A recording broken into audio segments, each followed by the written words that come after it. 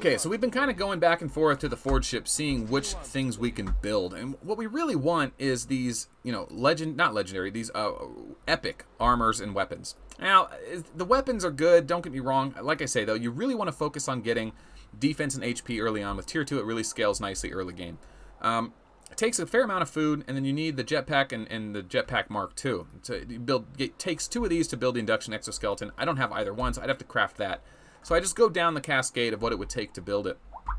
It says if I have a body armor plus and special, I'll be able to build one. But in order to get those, I have to either craft or explore. Now, I could explore in Chapter 2 and 3, but I'm not there yet. I only have Tier 2. I'm going to struggle to get to Chapter 2 right now. Don't have enough leadership. So I can even craft to obtain these by just staying in Chapter 1 and Chapter 2. So I can get these as low as Chapter 1-3. But in order to get one of these to drop, I need 3 of them. Right? And then I'm probably going to need 3 more for the, let's see, jetpack 1, body armor 1. I'm going to need probably 20 of these chests total. And if I just go exploring with my commanders, I'm going to burn through all my energy and explore just to get, what, 5-10% defense early on. So they're in the back of my mind. I want that gear. I want to work towards getting that gear. I want to look in the auction house in the market to see if I can find them cheap. Generally speaking, you're not going to find them on servers early on. People are looking for them, and they're not really selling them, and they don't sell for that much melange anyway. But that's kind of what the early game looks like, is just, getting powered up, getting in the right guild, getting the right gear, learning how to farm, going after it over and over, and then keeping in the back of your mind what your objectives are. And that is gaining magazines and leadership so you can carry larger troops, getting up to Tier 2 and having a lot of Tier 2 to fill those slots up so that you can hit other players, and then in the back of your mind knowing you need to get gear so that when you do get into a fight, you can actually win. Also, of course, that gear translates directly into your success in Explore, and Explore does have a ton of resources from doing the quests in Explore for getting your upgrades later on. You'll come back to Explore and do like 5 or 6 at a time when you can, usually unlocking a new tier of troops or having... a new tier of troops or adding a fair amount of leadership will get you through it. And early on with the Explorer, it is okay to do your army correctly. So I'm going to go ahead and just take Flare here. All right, so it's going to tell me I have, my enemy has walkers and airships in the back. And what we need to talk about now is how to properly set those armies up to fight them. Arc of War is based on a rock, paper, scissors mechanic. It's basically infantry versus airships versus walkers. Like, the infantry on the ground with RPGs can shoot down the big airships cost effectively. The big airships can target down the big walker targets on the ground, and the walkers can destroy the little small infantry guys. So that's kind of how it works. Infantry strong against air strong against walker strong against infantry, hence the little triangle up there. Okay, so when you're going into a battle, what you want is the right troops against the opposing enemy. Generally speaking, that's always the way you want it. Later on in the game, it translates into strength and weaken effect and other things. But going into this match, I have Flare with all airships. Now, he's an infantry comm. None of my skills are going to trigger with airships, but airships are strong troops in general. I have a bunch of them already. So I'm going to take him to 116 and look at what I'm against. I'm against walkers, the blue ones in the front row, and airships in the back row. So I have all airships. So I'm going to do well against the walkers. I'll have a little 30% bonus thing there. But in the background, I have airships. So airships, there's no benefit. If I had infantry, that would be better. So my best march right now should be airships in the front for me and then infantry in the back for me. And that way I have the best strengthened matchups against my opponent. Since I don't have those options, and, well, I do have infantry tier 1, but it's better to use tier 2 always than it is tier 1. Yeah, so I'm just going to go ahead and plow into this guy. And this kind of just burns my commander energy at the end of the night.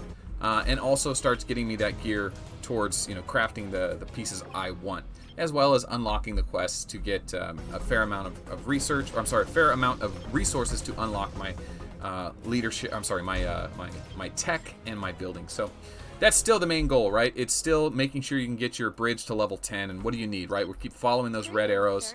The armored hull is next. Forge ship level 6. So what is it going to take? Gas station. Just keep following those red arrows, and there it is. Okay. But I need 20 gold to finish my previous one to start this one, so I will. I've still got some resources, so if I log off right now, all these resources, the 200,000 food, parts, electricity, 400,000 gas, 70,000 cash, that's all vulnerable. And if you want to know exactly how much is vulnerable, you can click on Arc here, and it'll tell you. Safety resources, 000. I have 10,000 safety resources in gas and cash. That's because I opened boxes and I didn't use it all. And then I have 70,000 and produce. So I want to say all this is pillageable, like almost all of it's pillageable except for this stuff in the green down here. But in my cargo bay, this innately protects it as well. So if I go to information, resource protection. So it protects 170,000 per slot and then 85,000 each. So right now, 170,000 of my food is protected, but about 50,000 is vulnerable. So if I just burn off that extra resources and just upgrade something when I log off, if somebody does hit me, they'll only be able to take whatever resources I haven't collected or are on my passive collection. So whatever's growing on my power station, my Integral Mart, all the resource collection chips at the bottoms usually gets pillaged. So even though I have protected resources, if I don't log in for an hour and someone hits me, they'll be able to collect some of it. And that's just part of the game, being able to keep players interested, being able to hit ships that may be trying to protect their resources, but they have passive. If you're not shielded, you can always be hit, and they can take your passive income. And that's kind of the balance of the early game PvP, the conflict of arms to get ahead of your opponents. Is the more you play, the more you collect, the more you can grow faster if you don't want to pay. Now, there is an element of pay, right? There is an opportunity to buy a lot of things. Spending early on is very well rewarded. Gets you an SCOM Galileo right away. And an SCOM is generally worth 18,000 gold minimum, right? And you can get one for $5. There's a whole equation to all that, and that does change over time. But this kind of is the end of the beginner series. This explains the trajectory you should be on, right? The next thing you'll do from this is, as you start leveling up and you get the right parts of gear, you're going to want to start getting involved in the capital battle. So right now, EMP owns all of them. I can click on any one of these capitals, click on it, and it tells me there's 6 hours left they own it. In 6 hours, I can contest it with my guild. I'm in a guild. I can go challenge to take that capital. I'll put an army in there just like a normal march. And if nobody attacks me after a few hours, I get to own that capital for the next 48 hours or so. If somebody does attack me, then they can sit in the capital. And if I don't remove them from the capital for an hour and a half, 2 hours, then they get to own the capital for the next 48 hours. And that's kind of how that goes. Eventually, the weekend comes around and you get to battle for the middle. That is Centicon. But you have to own at least one capital to battle for Centicon. But when you get to battle for Centicon, if you own it for, I think it's 4 hours, depends, then you get to own the server for the week, right? Why is it not letting me click on Centicon? I keep misclicking it. I'll just scroll down. I know it's down from Satuini. Right? Am I going nuts here? What's going on? I see all the right tiles, 13, 14, 15 tiles. Right there. There it is. I kept clicking the wrong thing. All right, so in Centicon, this opens up in 18 days. So this server isn't even allowed to be claimed for another 2 more weeks because it's so new. When it opens up and it goes public, then I can click on the star map, and then this planet will be owned by a guild, whoever owns Centicon for the first time, and then each week. And then after that, migration can open up and you can move around. But yeah, that concludes what we want to do with the beginner series for now. That should get us going. I hope you're enjoying Ark of War. Have fun out there. Join a guild. Get online. Use the comments below if you have any questions. Interact with other players. There's a lot of great content out there. And hopefully you can get what you need to get ahead of the curve. All right, my name is Melt. We'll talk to you soon.